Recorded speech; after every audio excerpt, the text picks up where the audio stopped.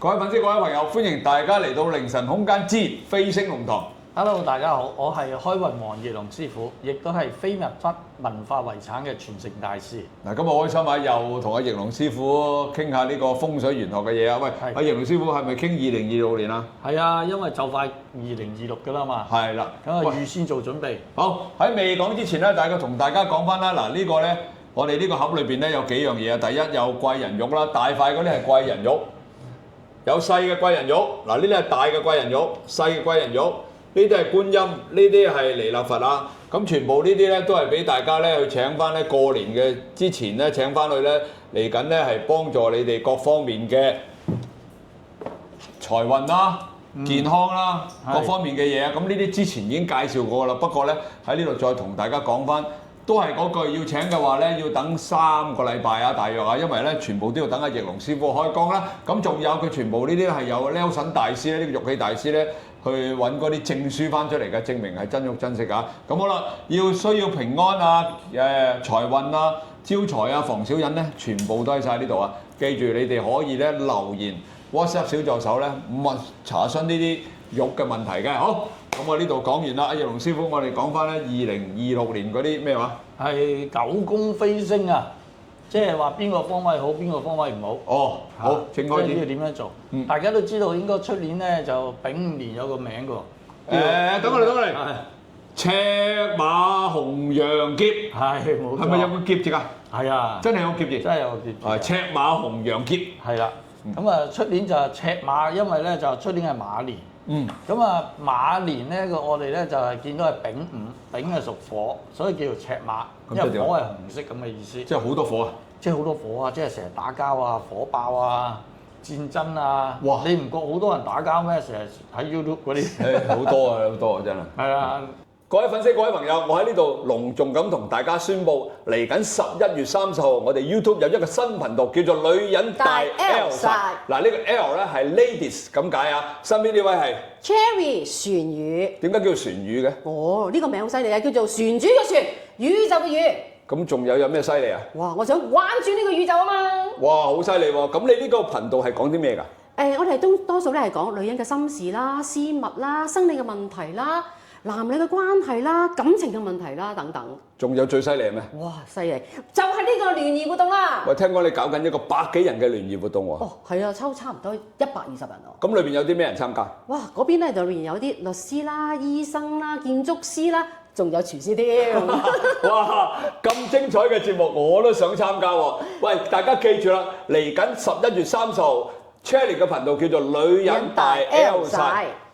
記住係11月30號，女人大 L 晒主持人 Cherry 船魚。希望喺11月30號上晝7點鐘見到大家啦，拜拜。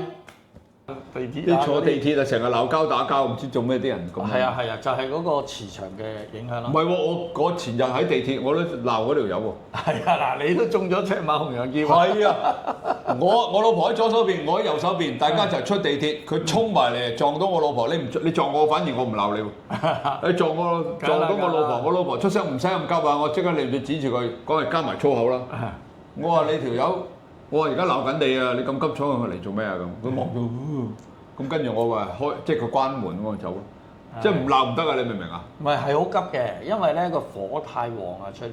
哦，仲本身係應該佢即正常嘅，就係個人會急咗，個個都係咁咗，係啊，成個世界嘅人都急躁咗，死火啦咁就。係啊，所以自己要cool down自己，要冷靜自己。cool唔到，你撞我唔緊要，你唔好撞我老婆啊嘛，我唔揼你啊，真係，係嘛？OK， 係愛妻號嚟嘅，點都好啦。OK， 好嗱，我哋睇下後邊嗰個熒光幕哦。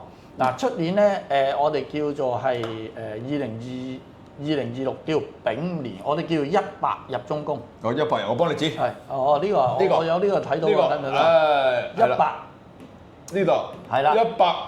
係啦，喺中間位。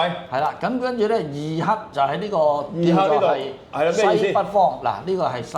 係啦，睇到。呢個北。睇到。係嘛？咁啊，啱啱喺角落頭就叫西北方。咁即係點啊？係啦，咁嗱，通常咧2黑咧，我哋都較為唔中意嘅喎。點解？係啊，因為2黑咧屬於病符星。嚇。係啦，咁佢今年即係嚟緊呢年咧，2026喺西北方咧，咁就喺西北方咧，千祈唔好擺啲同二黑有關係嘅嘢。咩叫二黑有關係？例如你無端端買咗兩嚿石頭喺度啦。哦，嗰啲冇關痛癢嗰啲。有啊，嗰兩嚿石頭就二啊。哦，兩嚿石頭即係二。係啦。咁啊，而且咧二黑五行屬土啊。所以你擺兩嚿石頭喺度，即係話助起咗呢個二黑嗰個負面嘅能量嘅會。即係如果擺兩嚿水晶都唔掂㗎咯，其實都唔好㗎。係咯，都唔好㗎。二啊嘛。係啊。哦。即係你千祈唔好擺兩嚿嘅石頭喺西北方。哦，唔理你石頭啊、玉好乜都好啦，總之唔好擺喺西北方。係啊，有好多人唔知㗎嘛，亂咁擺㗎嘛，將啲嘢。如果你擺開咪擺咯。係你發現屋企如果係真係有喺西北方，係有咁嘅嘢，就要將佢清走佢啦。點計啊？係我入到去個廳用個指南針嘅西北方。係啦，咁好簡單嘅。喺個成間屋嘅中心點。個廳咯，我當你係。成間屋嘅中心點啊。係嘛？咁就攞個指南針睇下西北方喺邊邊。哦。總之有二數嘅嘢都攞走。哦。係啊，你唔好譬如擺兩缸金魚喺度。啊。係嘛？咁但係如果有個聚寶盆裏邊有都唔知咁多嚿石頭。咁嗰啲冇所謂。嗰啲一紮啲啊。你唔好擺兩個聚寶盆喺度。哦，明白，即係單一樣嘅嘢唔好擺兩樣。係啊，冇錯。明白。OK。咁就唔會即係引致到個二黑嗰個煞氣啦。記住啊，係西北位啊，西北位。係啦，咁仲有咧？而且咧，嗱，大家見唔見啊？呢個咧有個叫霧都寫喺度喺通勝裏邊有嘅。呢度喺呢度。係啦，呢度。係啦。嗱，呢個霧都係咩嚟嘅咧？個全名叫戊己都天煞。戊己都天煞。係啦，一種大嘅煞嚟嘅，煞氣好強嘅。咁又係邊個方位啊？又係西北方。哦，又係西北方，係喎，又係西北呢度。係啦，所以成格啊，呢個叫做乾宮都係西北。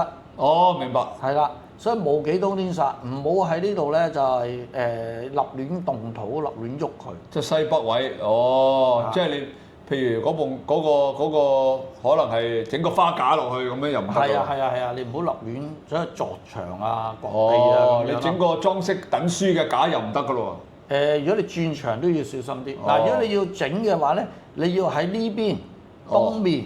東邊呢度係啦，或者係呢個嘅東南方，即係呢邊東南之間呢個係啦，東南方。明白。你就要喺嗰邊咧喐下佢先，譬如哼下佢啦。係啊。即係着下，等佢仲有啲燈啊，或者聲音啊。聲音啊，震動咗呢個東邊或者東南邊先。攞個鐘去敲下佢，攞個重撥去敲下佢。係啦，咁你先至好再喐呢邊西北方嘅位。即係唔可以喐呢個西北方。如果你要整牆啊、放傢俬啊、轉牆啊、整個架啊、雜物架啊、書架，嗱，話雖如此，但係月份都要有關係嘅。嗱，出年丙年，丙申合化水，壬癸甲乙丙丁戊。好啦，戊戌月，同埋己亥月，即係新歷嘅7、8、9，新歷嘅10月至到12月，你都最好唔好喐佢啦。喺西北方。即係就算你敲鐘都唔好啦，盡量唔好喐佢。唔得㗎啦，西北方唔好喐啦，記住啦啲日子啊，大家記住。10月至到12月之間。係啦。西北方唔好喐佢，因為佢戊己都天煞行到嗰度。啱唔啱？如果喐咗咁啊點啊？咁啊應該就病啦，二黑係代表病符。會有病。呢個西北位都麻煩喎。甚至乎係因為個乾方呢個乾位代表男性啊，呢個男人啊，乾啊，或者代表爸爸。如果屋企有老人家嘅會更加嚴重。呢啲係嗱，你通勝咧係一種好傳統嘅智慧嚟㗎，留俾我哋警戒我哋嘅其實。只不過一般人唔識睇。咁我覺得太可惜啦。咁我就所以今日喺呢度都要講多啲俾大家聽。係啦，二黑。即係西北位，大家都要小心啦，逢喺西北位係嘛？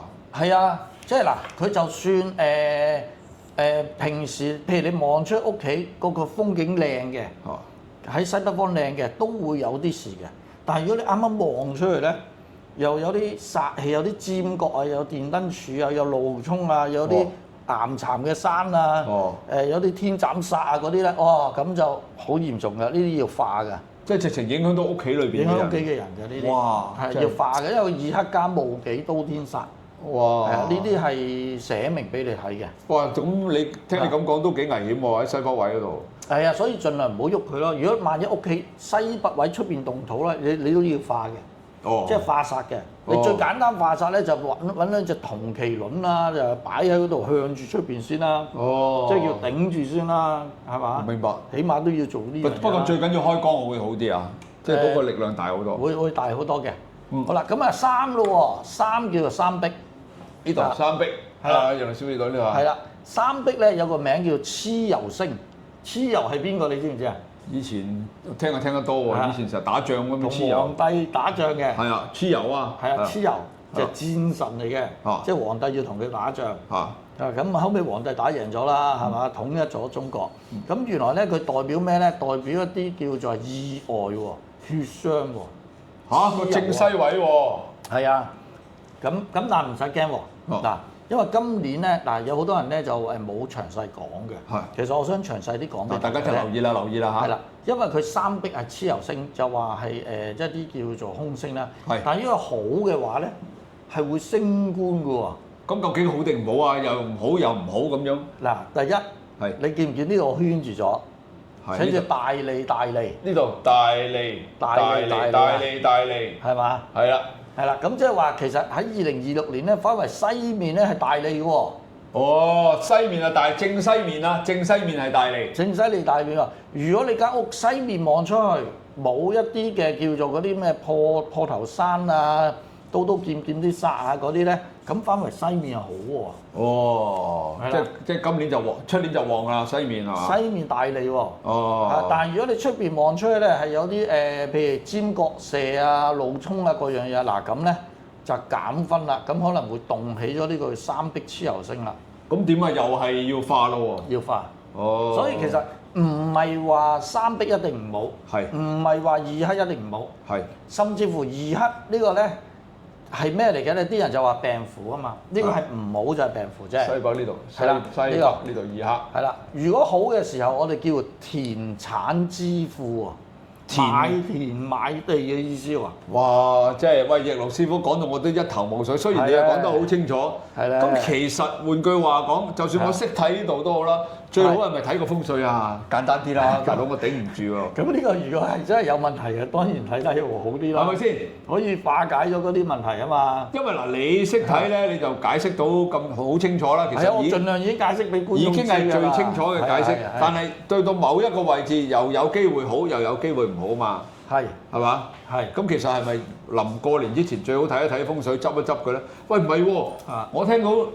以前咧，即係我聽到唔係以前啊，我聽到我哋有啲朋友咧，佢哋每一年都會睇一次風水，尤其是公司喎。係啊。尤其是我以前做呢個酒店啦，大家知啊，五星酒店咧喺尖沙咀嗰間咧，佢每一年咧會揾個風水師傅咧，全公司執晒佢㗎。唔奇啊，唔係直情係年年都執㗎。係啊。等間又話呢煲水又話唔好喐，等間呢個又話唔好鬥咁樣。係㗎。佢年年都睇一次㗎。好多大集團上市公司都會睇嘅。其實係咪真係需要咧？如果講真句啊，即係如果講真就真係最好就睇啦。即係每一年保平安先啊嘛。係嘛？係嘛？即係如果有大件事，起碼就化緊，即係減弱咗先啦。即係每一年都因為唔同啊嘛。係每年唔同嘅。上年咧就係嗰個咩2咧，2黑就喺呢度中間。哦，今年就1喺呢度。哦，即係你呢個圖就係出年嘅2026年。係啊，2026，佢會年年轉㗎，佢啲星會四圍飛㗎。哦，年年飛嘅位唔同嘅。哦，係啦，咁嗱，所以咧，如果你係西面望出去靚嘅，咁咧就基本上就反為係有機會升值喎。哦，我哋今集就講咗西北同埋西啦。係，不如咁我哋揾多一集再講埋其他方位好嘛？好啊，好啊。好啊，咁呢集我哋差唔多啦，話大家記住留意，仲有起碼1至2集咧係講啲方位。咁你知道咗啦，咪可以避重就輕咯。就算你唔睇風水都好，或者你唔理乜都好，咁因為每一年咧其實有確實係嘅。每一年咧，因為我知咧啲大公司佢每一年都睇一次。係。以前我做啲5星酒店咧，間間都睇嘅。每一年咧，佢過年之前咧就會揾個風水師傅翻嚟睇好晒啦，跟住又設定咗乜嘢日子佢哋先好擺嘅。哦，係啊，係啊，會啊，有啲係要揀日子擺嘅。係咯，好啦，咁啊，總之我哋又不如再講多1至2集，去講埋其他方位咯嘛。好啊，好啊，好啊。嗱，今集咧已經講咗2026年嘅西北同埋正西位。係。咁下一集咧，我哋講其他方位啦，好嘛？好啊，好啊。好啦，咁啊呢集就到呢度啦。嗱，大家記住啦，如果你哋要我請呢啲觀音大士啦、呢啲彌勒佛啦，或者係貴人玉嘅話咧，你記住係要等3個星期啊，因為等阿奕龍師傅開咗光咧，你哋先可以請翻佢嘅。咁就如果你哋要嘅揾小助手WhatsApp 小助手就得㗎啦。好，呢集就到呢度啦，記住點讚、收藏、轉發、撳個鐘仔。我哋呢個頻道係凌晨空間之飛星龍堂啊！阿楊師傅，我哋同粉絲講拜拜。好啊，好啊。好啊，拜拜。拜拜，拜拜。